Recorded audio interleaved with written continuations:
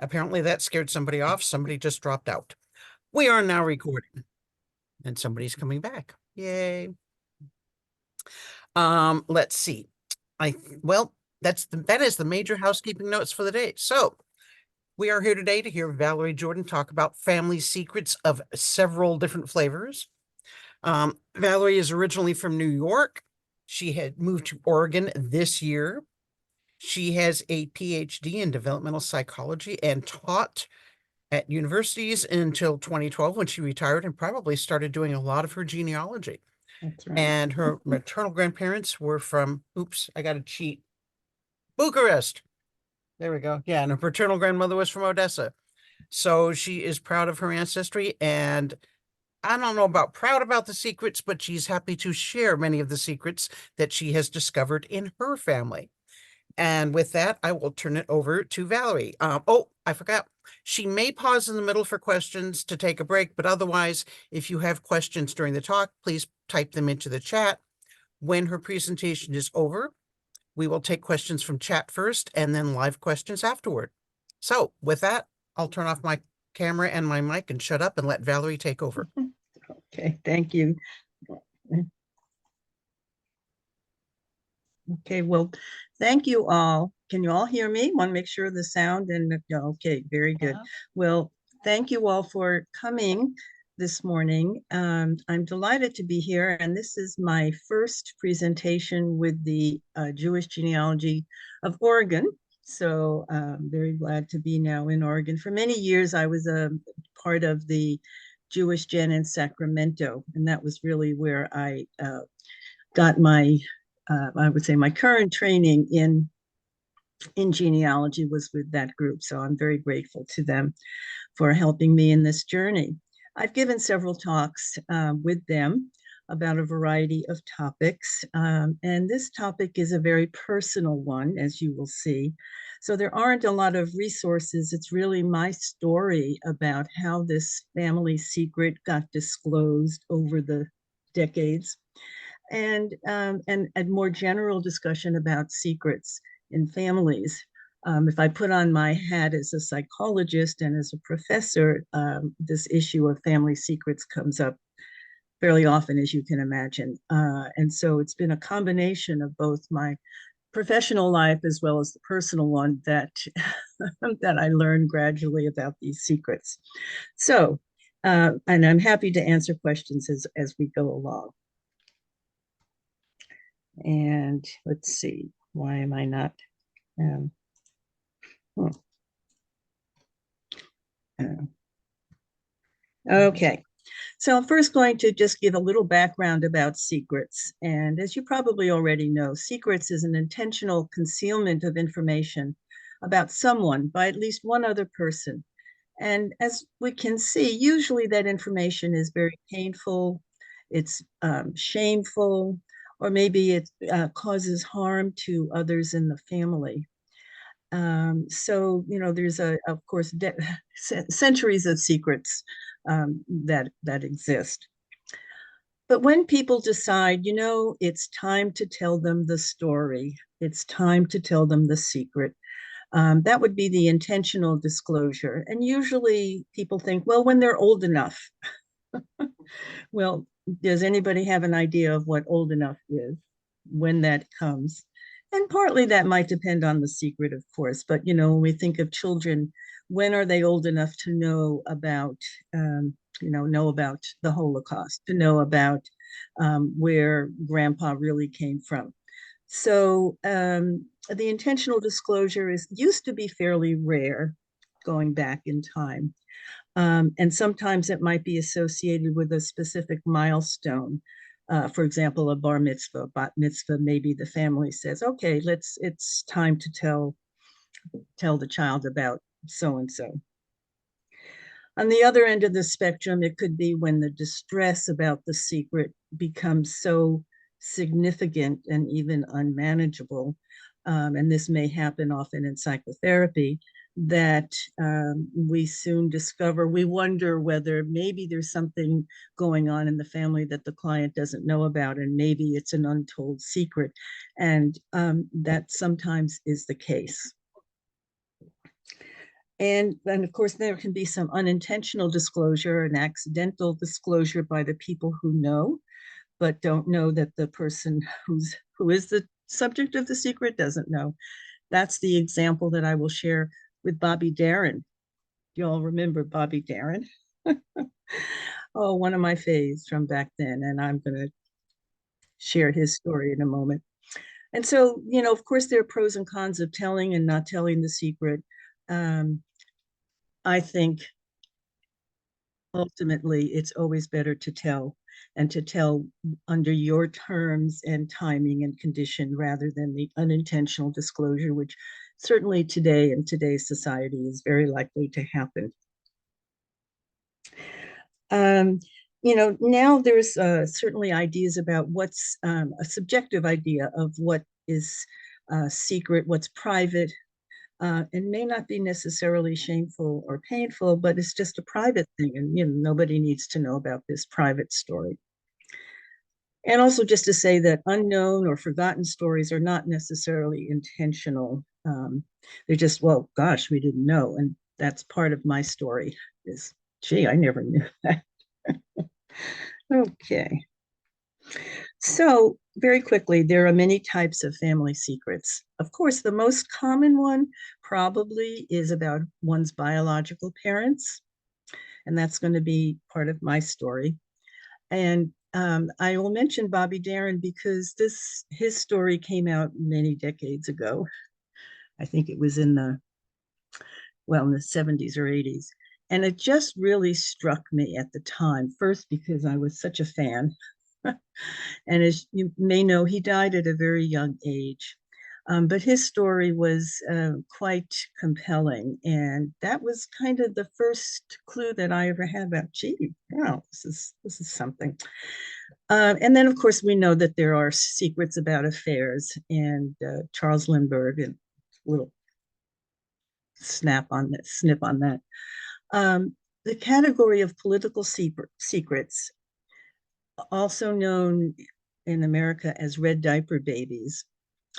And I have another presentation on political secrets that I would be happy to share at some point. But so there are political secrets. There are certainly religious secrets, medical secrets, history of medical diseases that are embarrassing or troubling or scary, and mental health secrets. And this would include things like addictions, mental illness, abuse, and suicide in the family. I heard of stories from friends about secrets about suicide.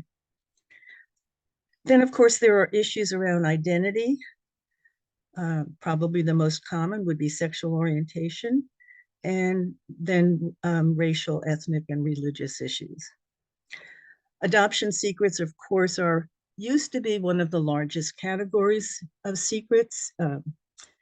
Back in the day, certainly in the 50s and 60s and 70s and 80s, adoption was considered a secret. It was not to be shared within the family. And when I started my training, actually as a psychologist, that was really the current prevailing belief at the time. Keep it a secret until they're old enough. Well, and we don't know how we defined old enough. And that has changed dramatically now. Of course, we understand that adoption and the story about adoption is told early and often. But back in the day, adoption was quite a secret. Another one would be incarceration, and sometimes about military service. So as you can see, lots of categories and possibilities. But probably the biggest one is about parentage, affairs, political, and adoption. So here are just a couple of examples that spoke to me over the decades. So I know I am dating myself, but I mentioned Bobby Darin. Oh, did I have a crush on Bobby Darin? So big. And many years later, in the 80s or 90s, his son did an interview on, I think it was PBS, and his son told the story about Bobby Darin's actual birth mother, who, as you can understand, was, as you would appreciate, was his sister, his older sister. But he was raised, let me see, he was raised by his sister and his mother, but this was a very well-kept secret for decades. And when Bobby Darin found out about it in his 30s, that his sister was really his mother and his mother was really his grandmother, it was quite a devastating psychological experience for him. And that story really resonated with me as I watched this video, just, I'm sure still available on YouTube. First, because I had such a crush on him and he was such a popular, and it was, I was just, I'd never heard of such a thing. It was really, these kinds of things happen. It's very naive at the time. So that made a lasting impression. And another celebrity story that made a lasting impression was Rock Hudson. Some of you may remember Rock. And when his sexual orientation was eventually disclosed, I think near the end of his life, and just that whole issue of sexual orientation and how that has changed so much over the decades, a profound influence on me.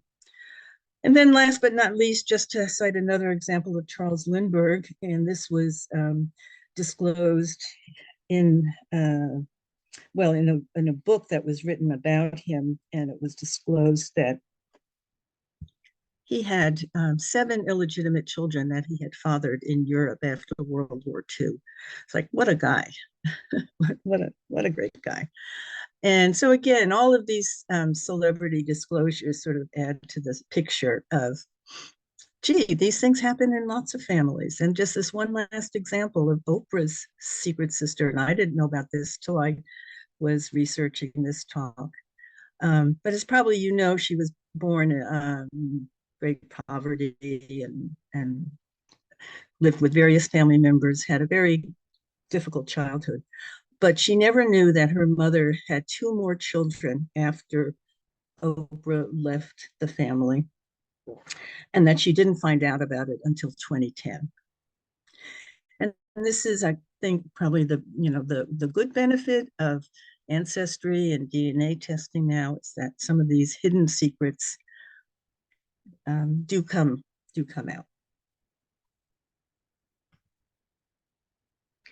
Oh yes, and another famous example is about Thomas Jefferson and who some of his children were with his former slave, Sally Hemings. And I want to mention political secrets, and perhaps you've heard of the phrase red diapers.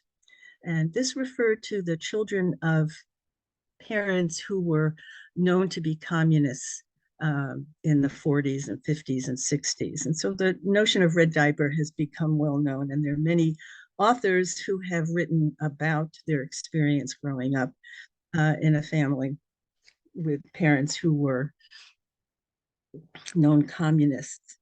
So that is the subject, by the way, of my other talk, because as it turns out, there's a little history of that also in my family of origin. But I save that for another day. And this is just an article in Psychology Today. We can share this reference to you about secrets and why we keep secrets.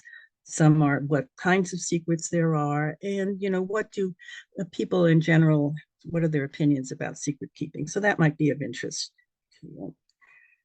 And some do's and don'ts about when to share and when not to share.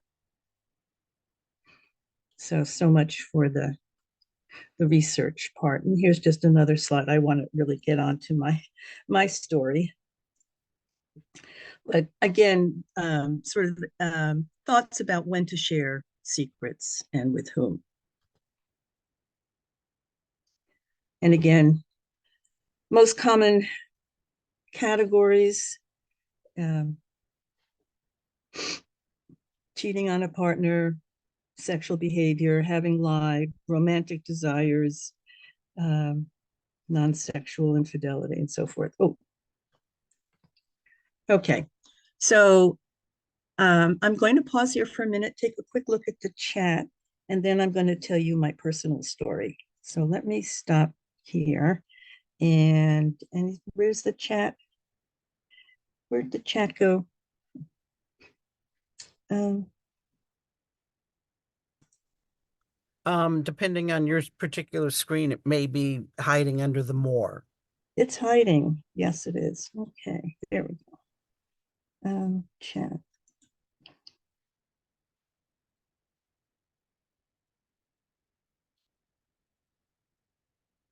Okay, nope. All right.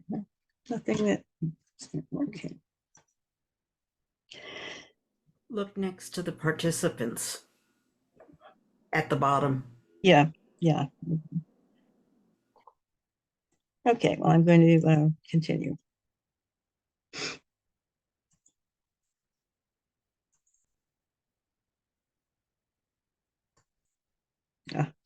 Connection is slow. Well, the rest of my talk is going to be my story. So here we go.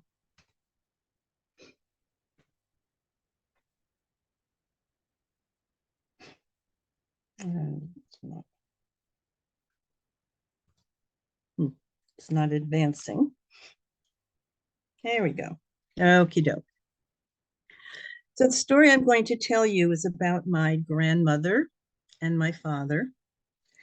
And this wonderful photograph was actually not mine, but I found it online not too long ago from a distant relative who had posted it online. And my grandmother's family lived in Odessa until 1907, and when they came to New York. And this photograph is just wonderful. Here is my grandmother, Bertha. Here is her, and she was the oldest. Her sister, Manya, we'll hear a little bit about. She's part of this story. And Nadia, my Aunt Nadia. And I knew Aunt Nadia. She lived in New York near Grandma. So she was a part of my growing up. Here are her four brothers. So you can see it was a nice sized family. Here is her mother, Sophia, and Sophia's mother, whose name I've momentarily forgotten, and who lived until, as far as I can tell, at least into her 80s. And all of these Wittenbergs came over to Ellis Island in 1907.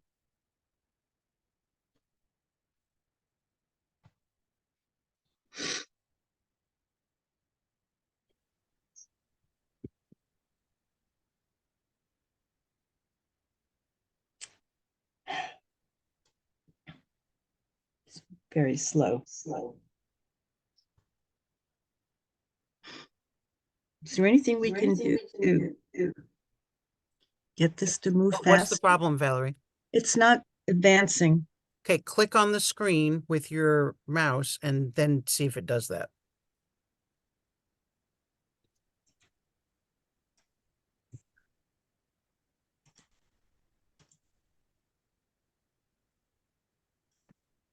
Ah, oh, good. There are many ways to beat the computer up. Wonderful. Thank you. Okay, well, so now I'm going to bring you a little bit up to date with my family of origin. And this is probably my favorite photograph of my childhood. It was taken in 1950. I don't know that there was any special occasion, but here it is. And I'll introduce you to my mother, Regina, my older brother, Peter, and here's my grandmother, Bertha, and my grandfather, Vaclav, my father, Leo, and oh gosh, this is me at about 4 years old. So I think this is the place to really locate the story, because as I grew up, this was my father's parents. They were wonderful, loving grandparents, and they were, grandma and grandpa. My mother's mother and father had died well before I was born. So this was the only set of grandparents that I knew and grew up with. My father had a younger brother who lived in Philadelphia, so it was sort of a distant with his brother.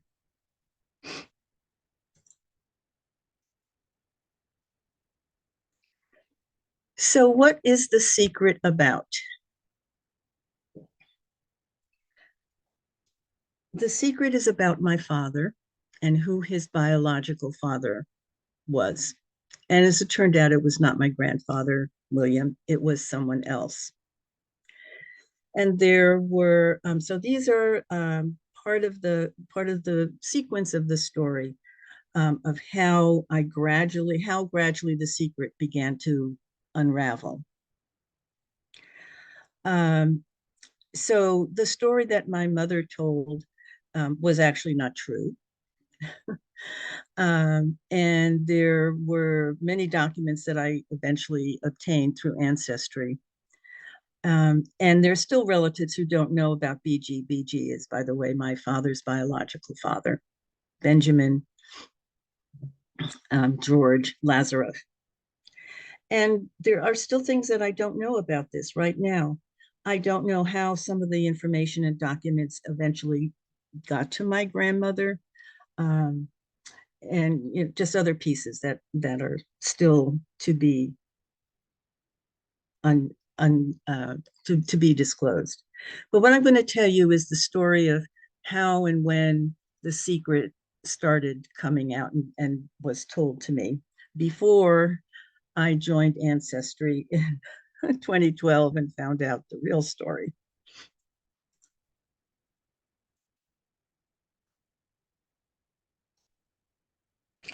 So here's, I hope you can see this. The first time my mother told me about this was in 1967. And then I had some undated in 1995.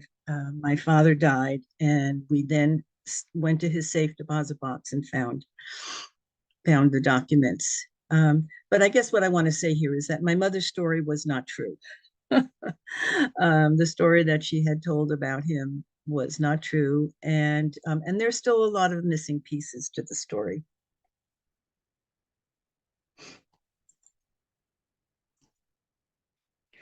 So let me introduce you to my biological grandfather. His name was Benjamin George Lazarus. And he was born in 1882 and died in 1962. And he was my father's biological father. Now, it turns out he was born in Odessa, so you see the connection with my grandmother. I'm sure they knew each other before they all immigrated in the early 1900s. So he was born in 1882 and he died in 1962. And oh my goodness, he was living then in Marin, California. Another coincidence, one of many coincidences. And so this is now when I started searching on Ancestry. And the first thing I found was the 1910 census, which revealed that, oh, hello, he was living in Chicago. And oh, yeah, he was married to Luba.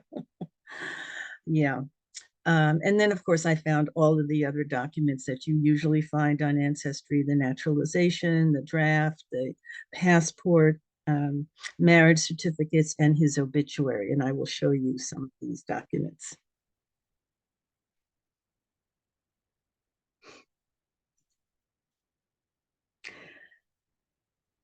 So this is this wonderful photograph of Benjamin when he was, I guess, in his early 20s. And as it turned out, as I later discovered, it was his passport photo. And here's his 1918 passport photo. And I will get to how I discovered this in a moment. But goodness, looks like a very handsome young man, 1918.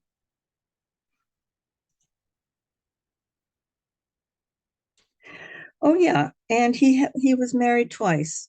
First in 1906, and he was married to Luba, and I cannot pronounce Luba's last name. She too, as it turned out, was from Odessa. I don't know when she arrived. I don't have that information, but in 1906, they were living in Chicago. So Benjamin lands in Ellis Island and then goes on to Chicago. And they're married in 1906. Now, this is important to remember because my father was born in 1910. So I think you're getting the drift here. But Luba and Benjamin were divorced, I think, in the 1920s, and Benjamin married again in 1947 to Marion, and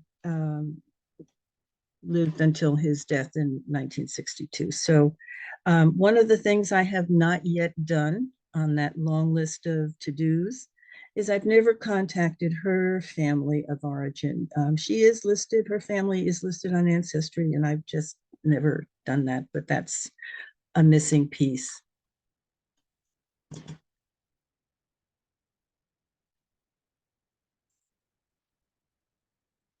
Okay, now, let's see. So my father was born in November of 1910. So I'm not going to give a test and see if people are paying attention, but just to recap, Benjamin is in Chicago. He's married to Luba. They're living in Chicago in 1910. And my grandmother Bertha is living in the Bronx with her family. And my father is born in November of 1910. So what the heck happened? What I know from the birth certificate. So I'm going to sort of tell the story as I learned about it piece by piece, first with his birth certificate. Oh my goodness, Leo was born in Denver, Colorado. Now, from the Bronx to Denver is quite a journey. So why did Bertha go to Denver? Because her sister Manya, who I introduced you to, was married to a doctor and they were living in Denver. So somehow Bertha goes from New York to Denver in 1910. I'm imagining that it's a long train ride, several days. I don't know when she went, but my father is born in November, actually November 11th in 1910.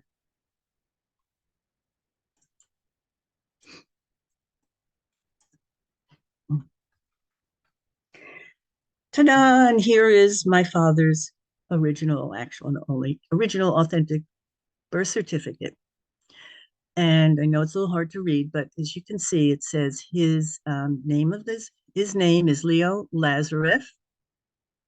And here is his father, Benjamin, who lives in Chicago. And he was white, 29, and from Russia, and says he was a student at the time. And oh yes, look up here. It says, is the legitimate? Yes. And the date of the birth, December 2nd. So there's a little confusion about November, December, but okay. All right, now here's my grandmother, Bertha, and it has her last name is Gorowitz. Well, this was new to me because I always knew her as Wittenberg and then Abraham, my grandfather's last name. So I've never heard of the family name Gorowitz. And again, white, she was 23. She was also from Odessa and also a student, which actually was true. She was getting her master's degree in library science at Teachers College in New York during this time period when she's pregnant and has my father. Fortunately, she had her mother and her grandmother who did the childcare for her. Okay, and here we see now going down, the name of the doctor is Dr. Pachugin, who is Manya's husband. And he is practicing in Denver. And I don't know much about the Pachugins. What I have understood is that they also, of course, were from Odessa, and that they went to Denver to practice because of the tuberculosis epidemic at the time. And so they lived in Denver. And then, so Bertha goes to be with her sister and her husband who delivers my father. When she comes back to New York, I don't know, but that's where the birth occurred. And just as a sidebar, I want to give you just a little sidebar about Manya. She divorces this husband, marries his brother, and they return to Russia in 1914. Yeah. And so that wing of the family, her descendants are still in Russia, somewhere around Moscow.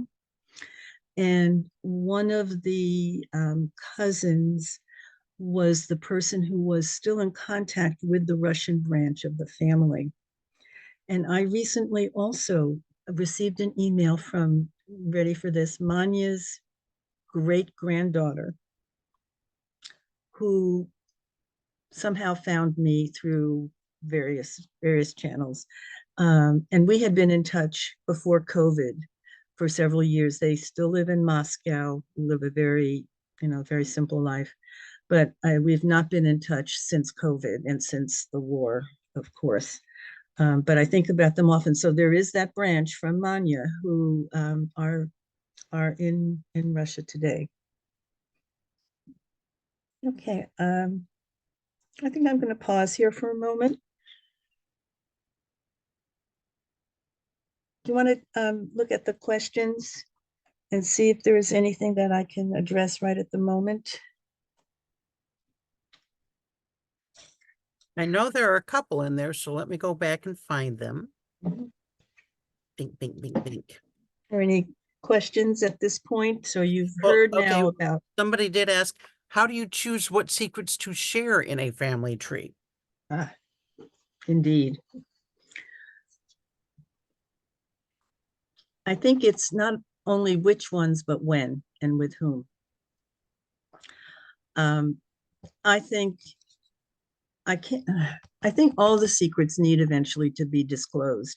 So it's not if, but when, and the when is, it depends on the nature of the secret.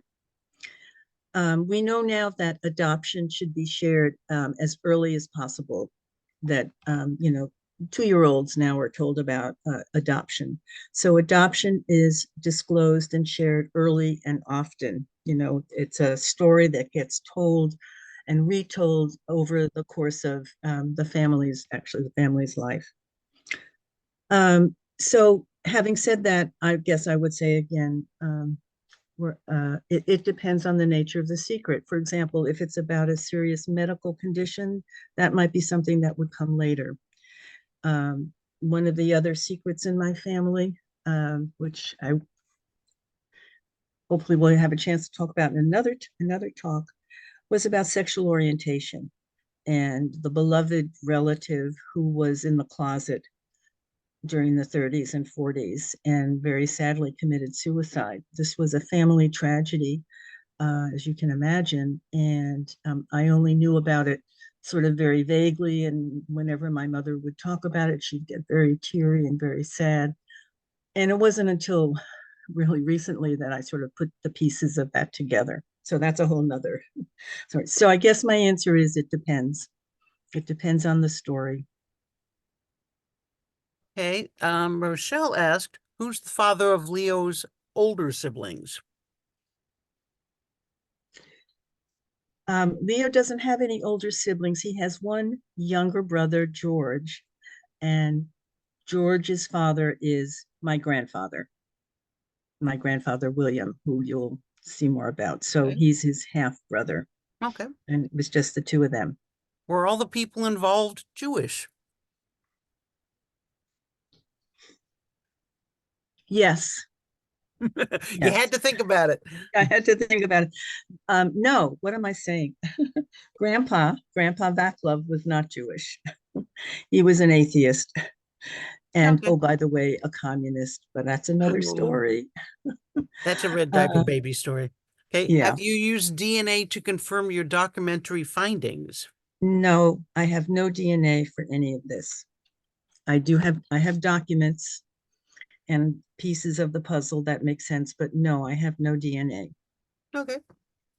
What if the What if the person the mother secret is doesn't? about asks not to include the secret in a family tree, even though it's public information?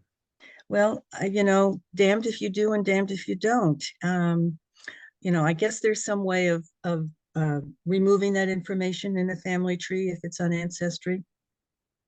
When I've gone on Ancestry to look for trees, there's lots of blank spots there. So I'm guessing that and assuming that there are ways to protect that information. I actually have that in my family tree because I share it with all the relatives I'm in contact with. And Mhm. one cousin who had both of her children are adopted specifically asked me not to include the fact that they're adopted in the family tree.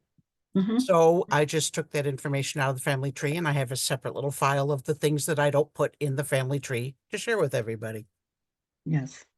And someone is saying it, in the chat that some of these secrets are very shameful. Shonda. Well, Some of them are very painful. it's how they feel about it that is a shame. Yes. Yes. Exactly. I haven't talked at all, and I don't have, fortunately, issues about the Holocaust in my family of origin, since everybody that we know of was over here in the 1900s. But I could certainly understand, I certainly have met people and have friends who have family members who were victims in the Holocaust. And so I think that's just such a personal decision about how much one shares about that and when. I do ultimately believe, and this is my both professional as well as personal belief. And I say professional because over the years in my clinical work, I've worked with clients who have had secrets, painful family secrets.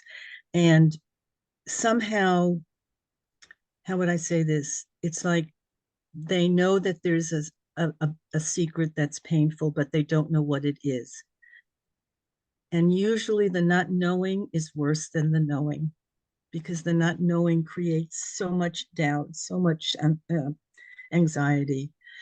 And uh, and so I really think almost under all conditions, it's better to know. Now, obviously, in today's world with ancestry and DNA and all of the information that's available, it's really difficult to keep anything a secret anymore. So eventually this information does leak out one way or another. That would be another rationale, in my opinion, for the family to be the ones to tell other family members about the secret, because in today's environment and information and so forth, it's more likely that it leak out.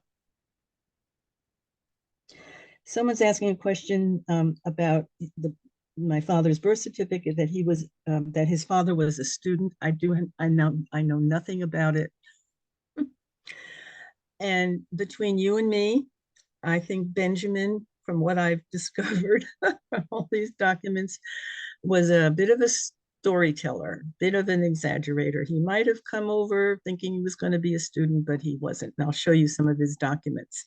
So I don't know. My grandmother, however, was clearly, and I have the documents to confirm her degree in library science. And in fact, her entire adult life, she was a librarian at the 42nd Street Public Library in the Slavic Division, which I'm very proud of. But Benjamin, I don't know. Okay, let me go back to the slides and continue the story. Let's see. Where am I? Oh, goodness. But can you,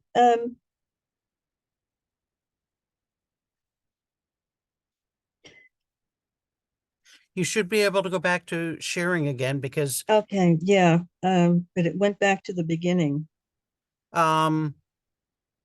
You can scroll through your Oh, here it is. Oh, never and mind. pick it up. Sorry. Okay, Okay. Okay. Yeah, there you go. that's where I was. Okie doke. So this was my father's birth certificate.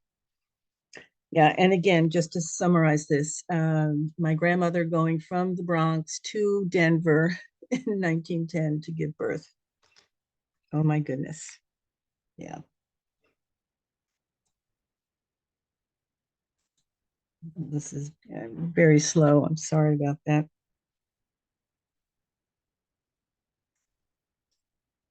It's not wanting to forward.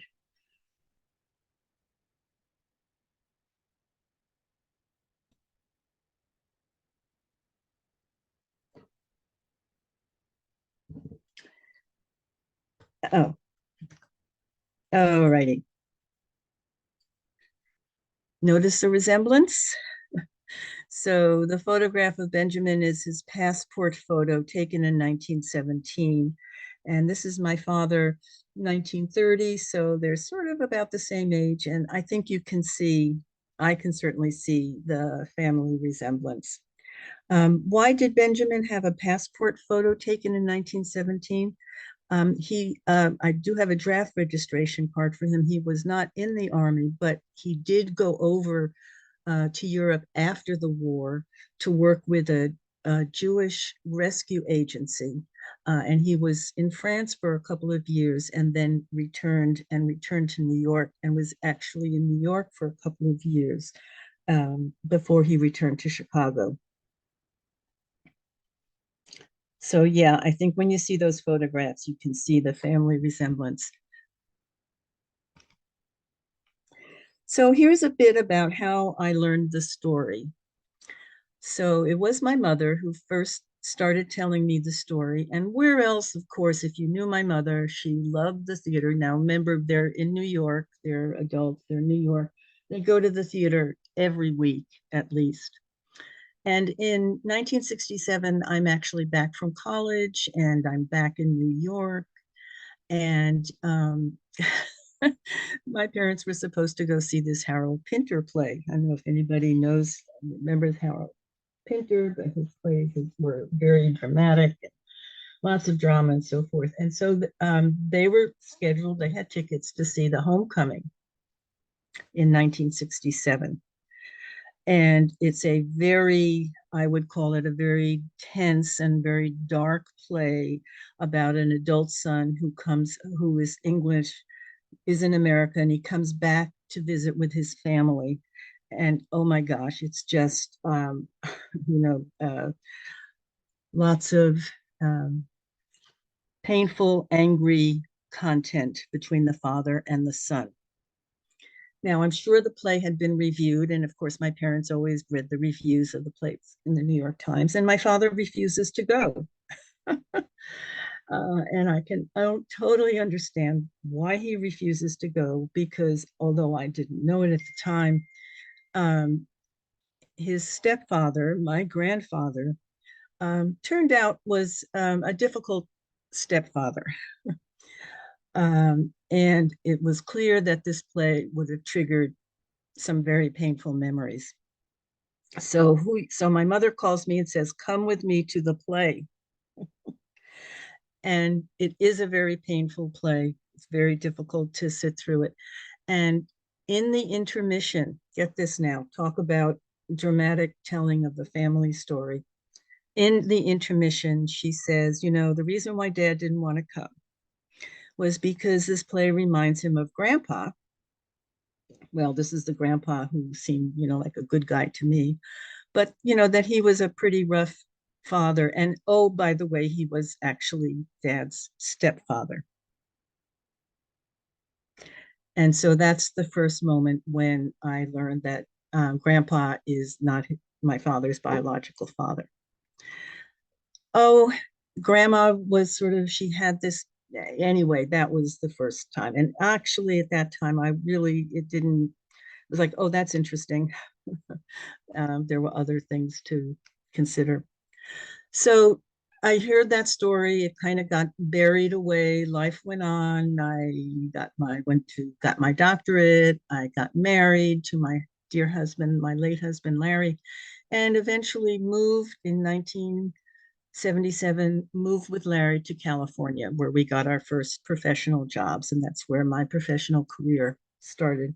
And then my parents, who were still in New York, eventually moved out to California as well to be near me. So from about 1984 or so, my parents are now living nearby in Southern California. My father died in June of 1995. And we go to open up his safe deposit box. This is not the actual one, but an example of it. And imagine what we find. We find that photograph, that what turned out to be the passport photograph. And we also find letters between my grandmother, Bertha, and Benjamin, where Benjamin is asking about Leo and talking about his work situation in the from around 1910 to about 1915 or 16. And you can imagine, this was the first time that we had learned of Benjamin, the first time we'd seen any pictures. So there's a picture, that photograph that I showed you is on the top of these documents, as well as letters. And, there, of course, it was a huge surprise. Of course, we could tell right away from the photograph that this was his biological father because the resemblance is so strong. But there were so many other things going on at that time that we sort of, filed it away, so to speak. Now, during that time, my late husband, Larry, was so into genealogy, and this is before Ancestry and before the internet. Sadly, Larry died in 2003, but I owe him an enormous debt for all of the research that he did before his death and before Ancestry. And he also got a wonderful interview with my mother before she descended into dementia. So much of the information and the family stories that I have are from Larry's interviews with my mother before her death and before the onset of dementia. Larry died in 2003 and my mother died in 2007. And I retired in 2012 and moved from Southern California to Northern California and joined Ancestry. And that's when I started to do the serious searching on Ancestry. And so here are some of the things that I found on Ancestry. And again, you're probably familiar with them, but this is his naturalization card. I know for me, it was very moving to see the naturalization cards of both my father's father and my mother's father, who got his naturalization card in 1907. Very moving. Benjamin's draft registration in 1918. So obviously this is a little at the end of the war, and so many interesting things about this, so many pieces of information that I learned. He was not in Chicago anymore, but he was in Maryland. It gives the place where he was working, so forth. And now, some 30 years later, is his World War II draft registration. And oh my goodness, there's all kinds of information that's new. He's not yet married to Marion, but I guess living with her, knows her. And he's operating a fruit farm in Michigan. Who knew? So as you know, all this new information comes out. More information in the 1950s. So what happens is they were in Michigan and in Chicago, and somewhere after they get married, they move to where Marin County, outside of San Francisco. And so they are living in the Bay Area by 1950.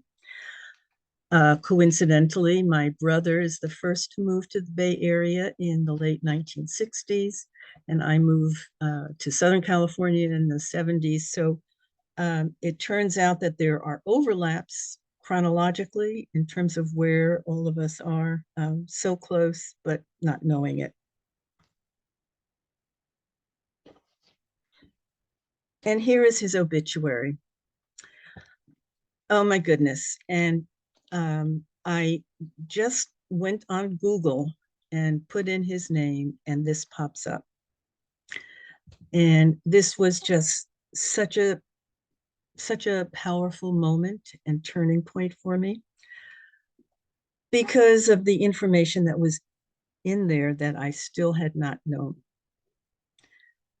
That he was living so close to where my brother was living. They were living like a half an hour away.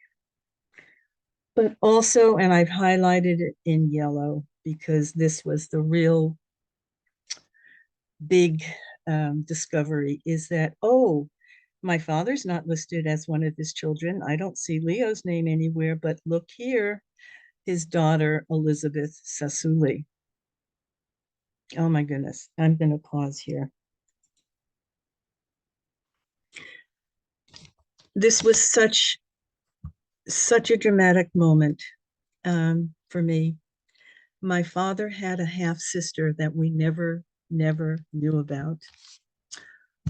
Oh my goodness. And if I have the opportunity, and I hope I will, to come back and share another story with you, it will be the story of Elizabeth Sassouli, my aunt, who herself had an incredible career uh, as an activist, a union activist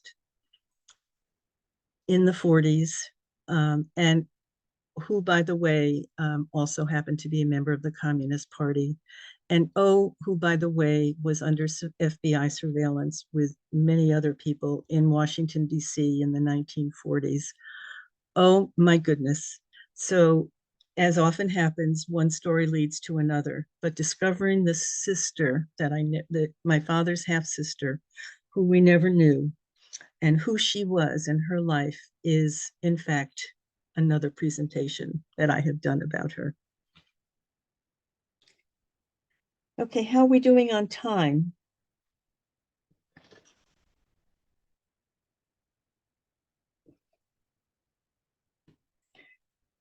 Sorry, my mouse quit Okay. working, so I'm using my Okay. taskbar. You're doing good. It is 11:25 here Pacific time, so Well, do I have like about 10, 15 more minutes to finish? let's see. Yeah. Okay, I will try to get to the end of the story. I'm almost there. Okay, so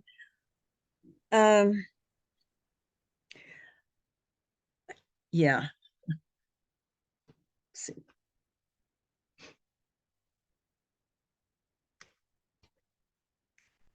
Oh, come on. It's not. It's just not advanced. There we go. Okay, also from Ancestry, his grave, which is in Chicago or near Chicago. And so here's where things are now. Things I'd like to find out. How did that photograph, that iconic passport photograph, get to my grandmother? And when did she give it to my father? Um, did Benjamin, now this is about Benjamin, did he ever tell anyone in his family about his son Leo? Does anybody, Benjamin's brother, Benjamin's daughter Elizabeth, do any of them know about Leo? My hunch is no, that it was a secret that he took to his grave, but I doubt it. And then the big question is, how did, first of all, in 1910, Benjamin is living in Chicago. My grandmother's in the Bronx. What happened? And my best guess is that they were visiting Benjamin's wife's family, Luba's family that lived in the Bronx. And that's my best guess.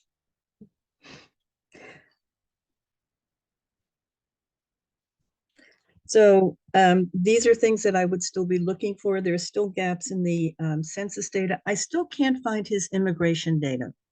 I still can't find that. I know he arrived in New York at Ellis Island and then somehow immediately went to Chicago and the Minnesota area, but I don't have that document. There's another paper trail for his younger brother, Maurice, who also came to the Midwest. And in another one of the early documents, it mentions, or I should say his brother mentions, that there's a sister and a mother, but I don't have anything about that. And his second wife and her family, I don't know what they know about him. And this is my teaser. So I mentioned to you that in 1912, Benjamin has a daughter with his wife, Luba. And her name was Elizabeth Lazarus Sassouli Udi. and we never knew about her. I never knew about her until I saw her name in the obituary. And oh my goodness, she was an incredible woman. And I have another talk about my Aunt Elizabeth, who I never knew, which I hope I can share with you sometime. And this is just an image that I wanted to share with you. You know, how do we find out about things in the family? This is a box of letters from between my mother and father. They were, he was in Baltimore and she was still in New York. So there was a long correspondence, and nestled in these letters were letters from my grandmother to my father. And again, letters I had never seen. They weren't about Benjamin. They were just about her present life in the 1930s and so forth. But what a treasure that was to find them. And finally, I always like to dedicate my talk to the memory of all of my relatives who came over to America, to Ellis Island. Everybody came through New York from Eastern Europe. And these are some snapshots of some of them. These are my mother's father and mother and his brothers and my grandmother, my paternal grandmother.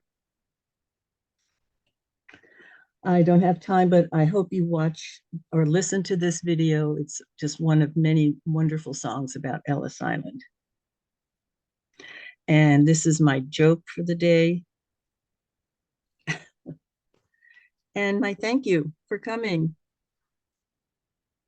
Thanks. Thank you, Valerie. All Okay. right. We have a couple of questions in the chat. If you have other ones, please add them now. And I was messing with my computer. Did Janice ask you about Leo's birth certificate said that his father was also a student? And do Yes, you have and more information about that? no.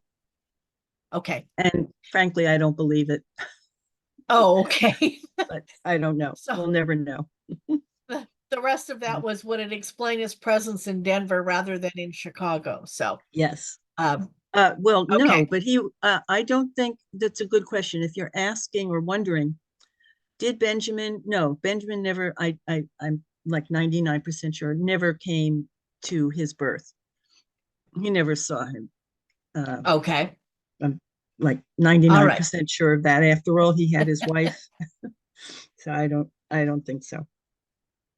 All right. Another one is, did your mother's brother-in-law deliberately write that Leo was a legitimate child?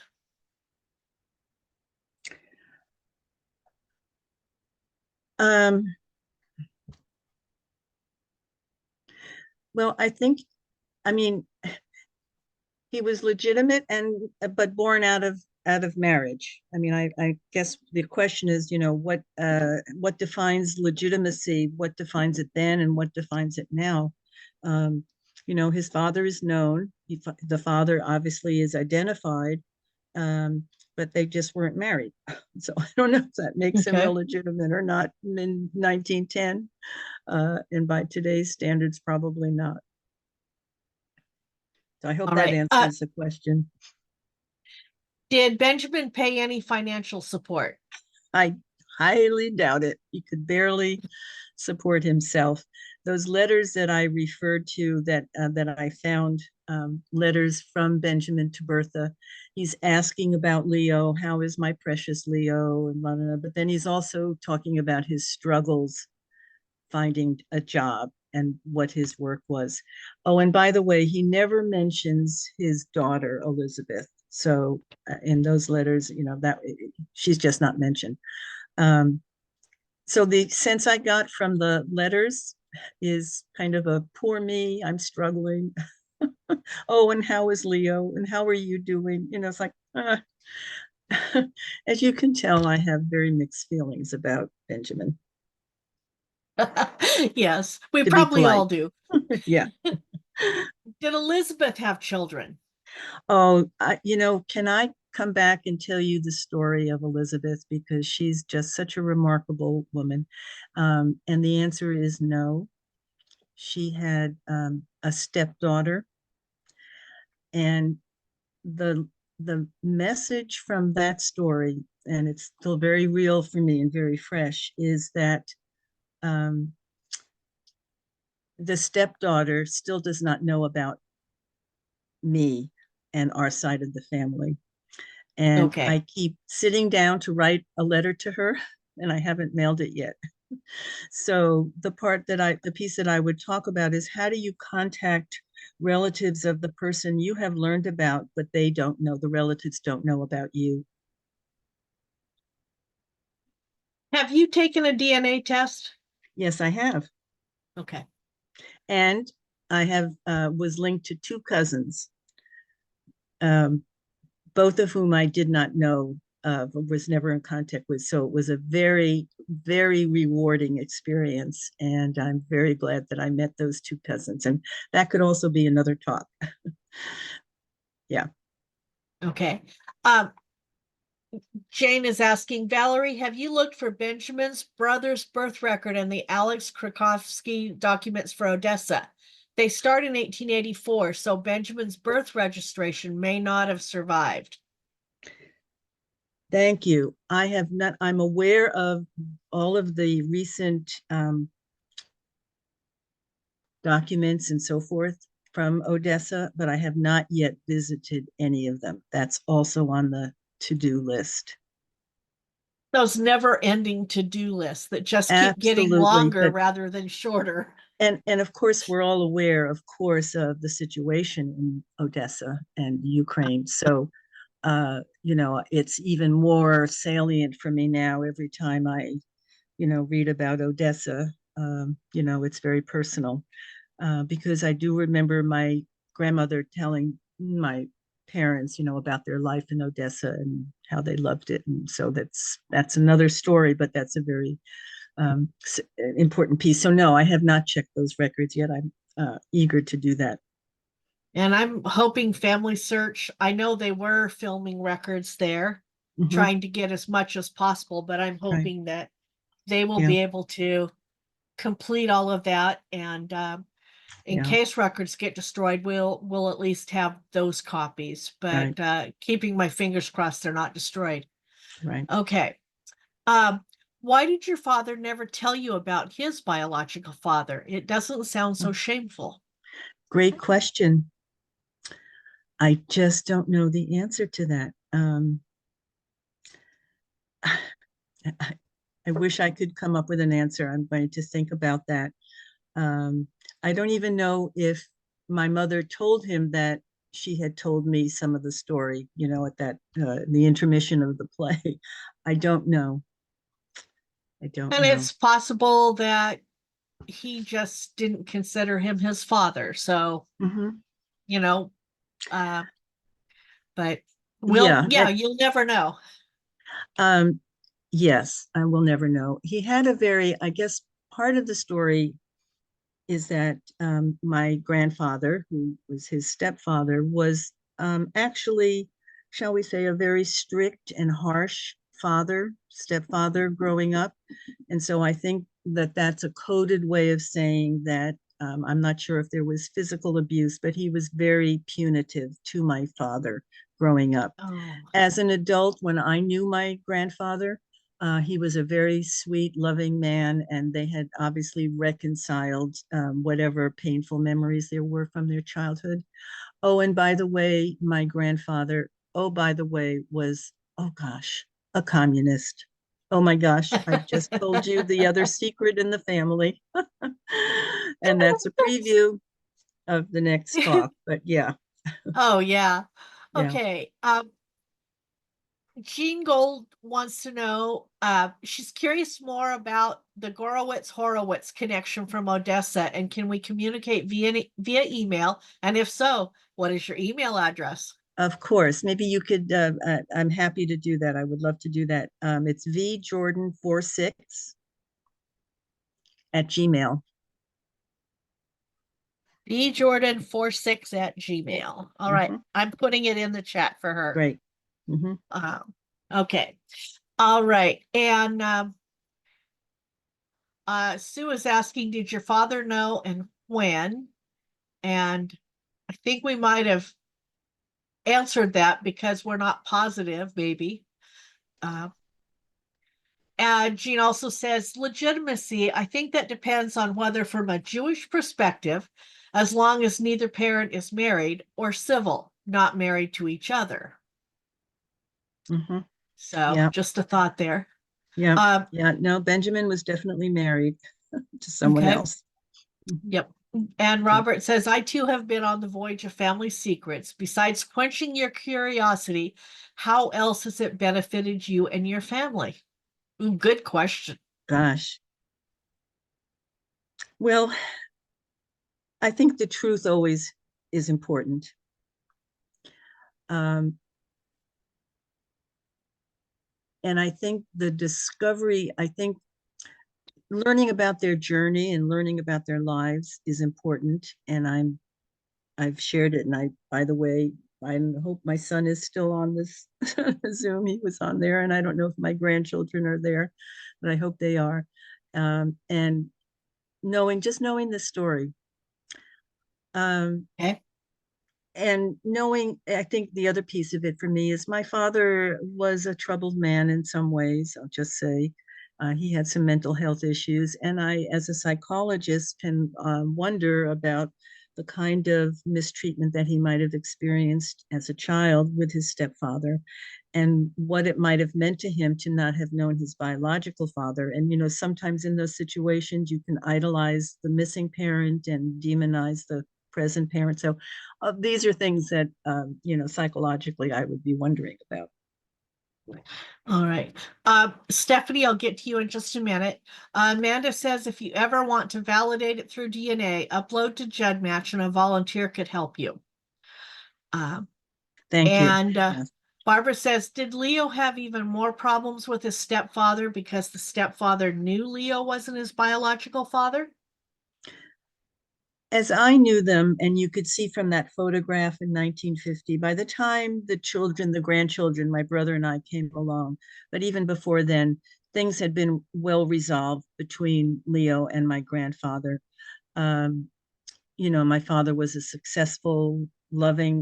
successful in his career. He was a loving son to his mother, my grandmother, and I'm sure my grandfather saw that and saw how much my grandmother adored Leo. So I have the sense that this was a very sort of liberal, open-minded family, and in spite of the time in which they lived, that they just accepted him for who he was. Certainly, my grandmother's family did. Her mother and her grandmother babysat, took care of Leo as an infant. So it was an open story then.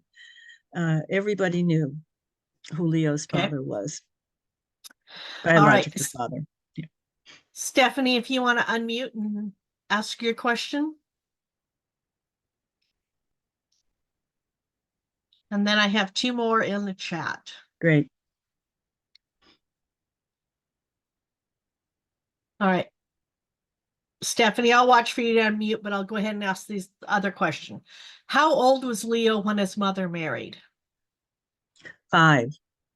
5. Okay. 5. Not and you can just imagine. And then his younger brother, George, came along quickly. So I imagine that this was a difficult transition for him. And my mother confirmed that, from later years and stories. Okay. My mother was close to my grandmother, and I like to think that she confided in my mother about Leo's childhood. All right. And did the affair violate any laws back then? I have to ask my son. He's a lawyer. Okay for me to say that. I just don't know. Goodness, I don't know. And by the way, as I mentioned, Grandma was in the Bronx. Benjamin was in Chicago. What happened? And my best guess was that Benjamin was visiting his in-laws, who lived, by the way, in the Bronx. Yeah. So that's my guess. Yeah. All right. Well, Stephanie unintentionally raised her hand. I've done that before. So that looks like it is for the questions. So Valerie, this has been very interesting. And, you know, I don't know if you've already let Janice know that you're interested in coming back. You have more tales to tell, I but do. do. I'm sure I'm sure she'll be interested. Mhm. So Oh, I okay. guess Yep. if there's nothing else, then I guess we're through for the day. Well, I'd like to thank everybody for coming, and I'm happy to continue this conversation via email and try to answer questions that you might have. I just want to say personally, first of all, thank you for coming. And secondly, that this story has just been such a important part of my story. And I'm just so grateful that I was able to put these pieces together. Feel very fortunate.